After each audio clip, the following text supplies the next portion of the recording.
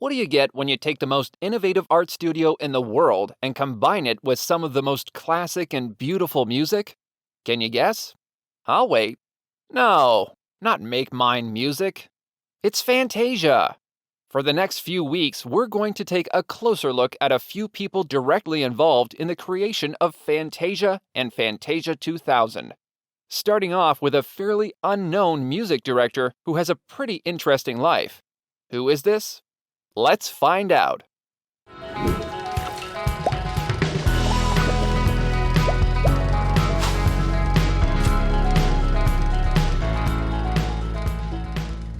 Before we start, don't forget to check out our Discord, our coffee page, and like, subscribe, comment, hit the bell, all the things. It really helps us out.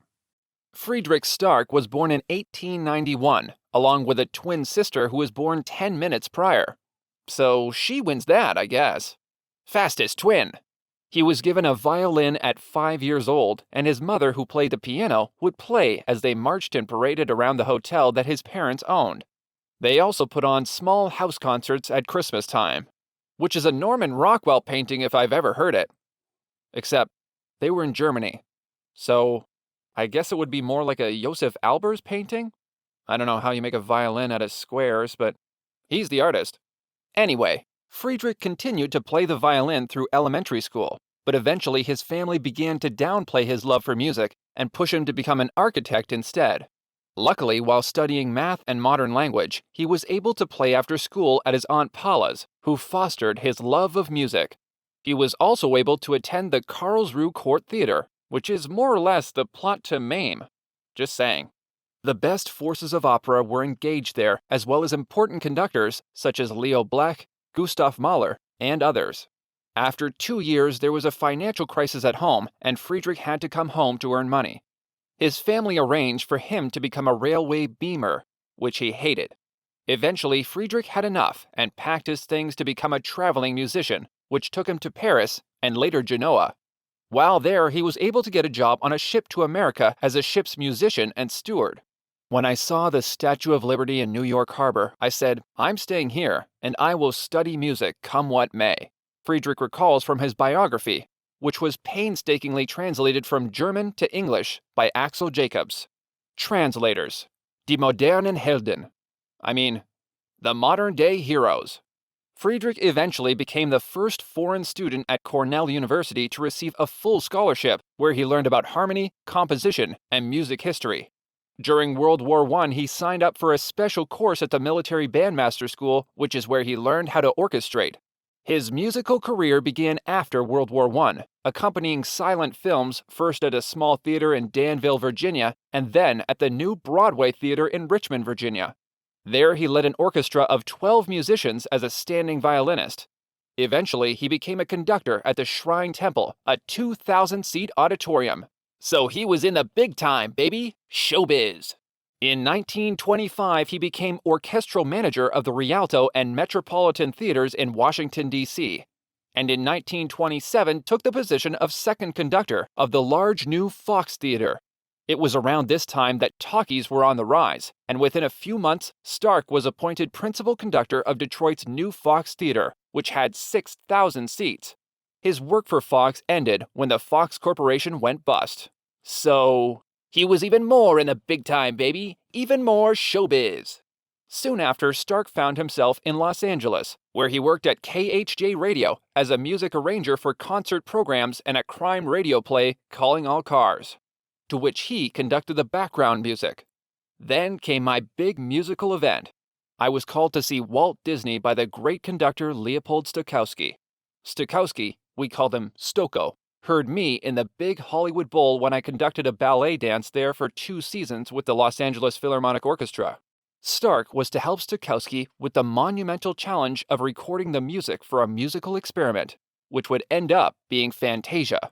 The magic, the music, it is all so much! Stärk ended up having many jobs, one of which was working on the exposure sheets for the film, which allows artists to time out the action so they know how many frames to use for each movement. Stärk recounts, each sheet was divided horizontally into 6 lines, i.e. a pitch range of 5 octaves. There were many lines vertically, about 1 inch apart for each bar of the music. Of course, I could only limit myself to the main melody, counter melody, big accents, and the basic harmony. I sat at a long drawing board and made my drawings with a ruler. It was months before I had 3 complete compositions together. The draftsman could read how many bars there were and how many drawings had to be made.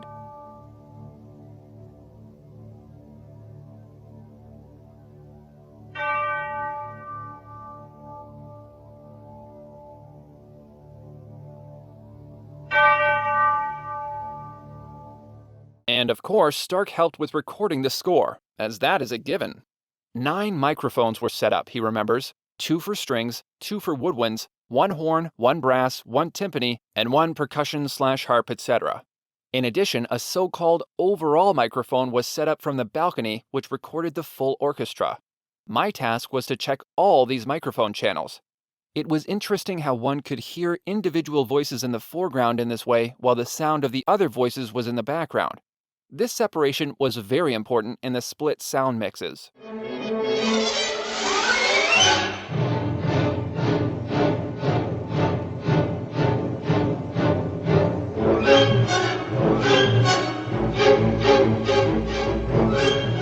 Stärk continues, 4 to 6 sound engineers were sometimes necessary in order to have the sound follow the picture either from left to right or vice versa.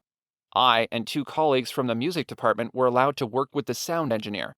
I had the left side, the other the middle and right side, and after turning on the mics, we were able to move the sound along with the picture on Stokowski's instructions.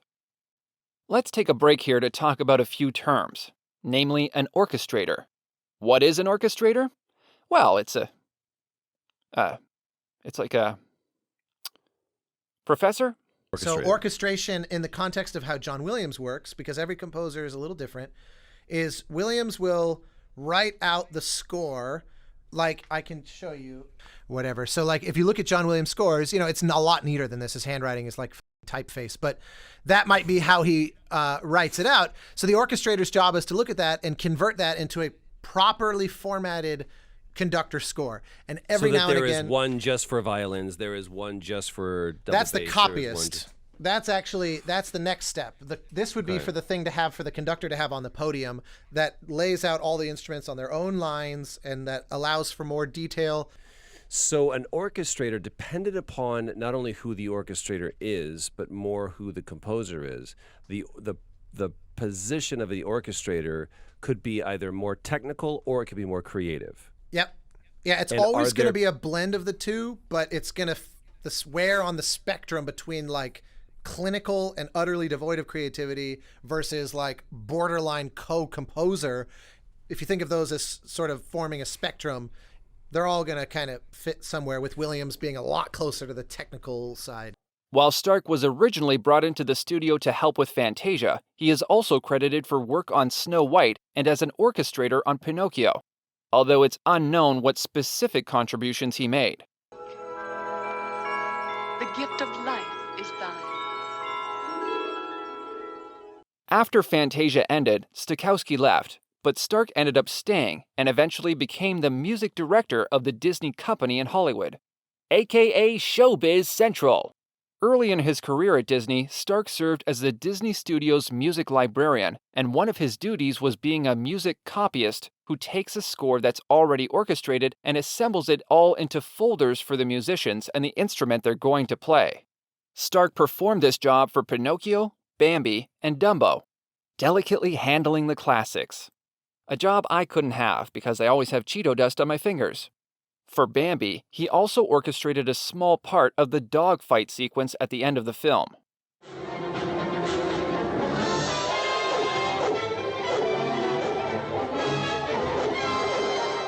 Stärk also orchestrated shorts such as Education for Death, The Making of a Nazi, Victory Through Air Power, and Seal Island. On these long journeys, her life is in constant danger from her mortal enemies, the killer whale and the shark. And now let's talk about a second term, a conductor. Yes, we all know that conductors direct the orchestra, but what exactly do they contribute to film production? Well, according to an article from The Hollywood Reporter, quote, Along with understanding what the composer wants the score to achieve, film conductors must assist orchestral musicians who have likely never seen the music they're about to play. This requires an encyclopedic knowledge of individual instruments and a readiness to engage any problems the players might have.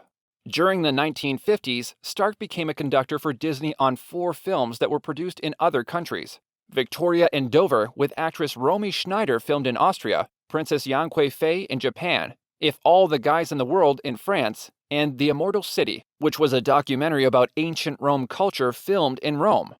These were all films distributed by Buena Vista, a Disney-owned company.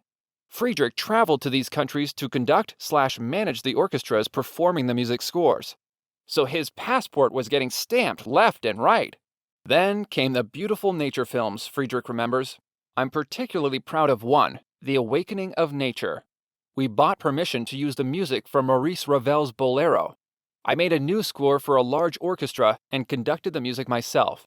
This became an episode of the Disneyland anthology series entitled Searching for Nature's Mysteries. The bees are released, one at a time. Their direction of flight is carefully observed, for their first instinct is to return to the hive. Obviously, whoever made up that idea about following a beeline never tried it.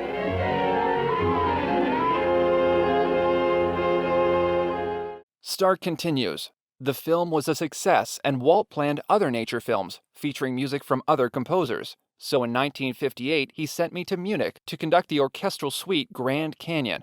It was the first time in 46 years that I set foot on German soil.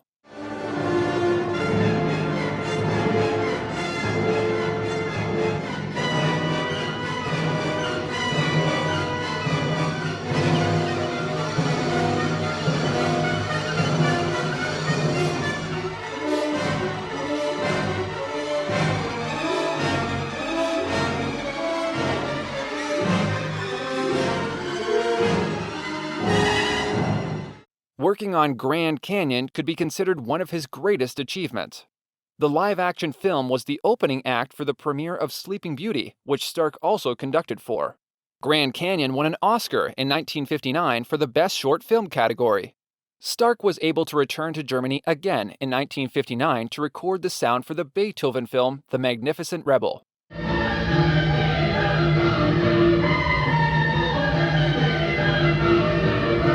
In 1960, Stärk received a Certificate of Honor from the state of California for his achievements in music. A year later, he retired to Germany to be with his family and sick wife, who tragically died soon after the move. However, while in Germany, Stärk continued to work for Disney, dubbing Disney films into German, French, and Italian. This included a French version of Snow White, followed by the dubbing of Legend of Lobo, Summer Magic, Donald and the Wheel, The Sword and the Stone, and the musical Mary Poppins. Again, translators. Les héros des temps modernes. You know what I mean. Stärk remembers, for Mary Poppins we had to hire 2 soloists, one for dialogue and one for vocals. It was difficult to get 2 voices that were similar in pitch, especially when a song was meant to be part spoken and part sung. In 1964, Stärk officially retired to take care of his health and spend time with his family.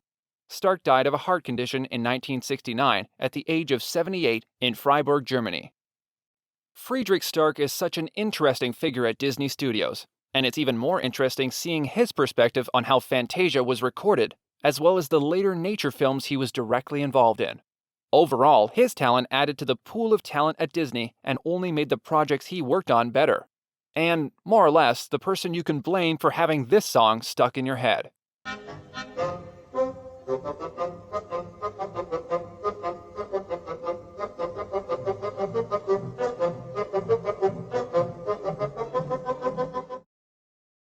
Thank you to these people for supporting us on Patreon and Ko-fi.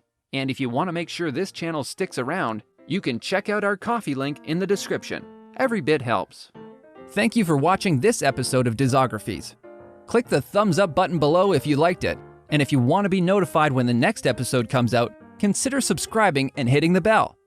Comment below with characters you would like to see us cover. Further reading and references are linked below. We hope to see you in another Dizography.